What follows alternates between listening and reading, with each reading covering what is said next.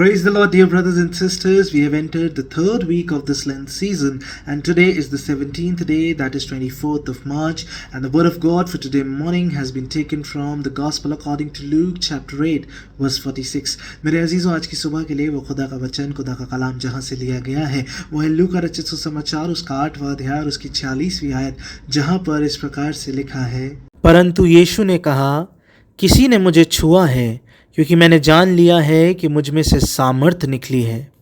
But Jesus said, someone touched me, for I noticed that power had gone out from me.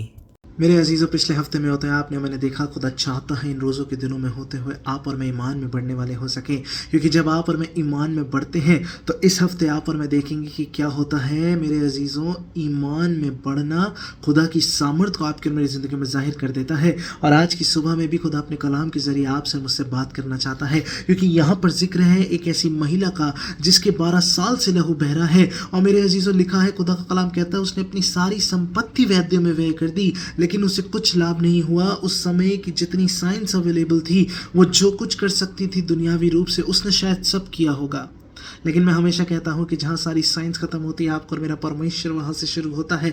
और मेरे अजीज़ों, उस समय की जो सोसाइटी थी, मैं एक सेकंड के लिए चाहूँगा कि आप वहाँ पीछे जाएं और सोचें, क्योंकि मेरे अजीज़ों, हो सकता है कि एक ऐसी महिला जिसके 12 साल से लहू बह रहा था, लोग उसको एक अनटचेबल की तरह, एक अछूत की तरह ट्रीट करते होंगे. हो सकता है लोग समझते होंगे कि इसने बहुत पाप किए हैं या इसके अंदर कोई बदरू है, और उससे कोई बात नहीं करता होगा, उसे कोई अपने किसी खुशी के फंक्शन में नहीं बुलाता होगा. और मेरे अजीज़ों, ऐसे में वो चली है ईमान को लेकर, और भीड़ खुदावंद यीशु मसीह के पीछे है.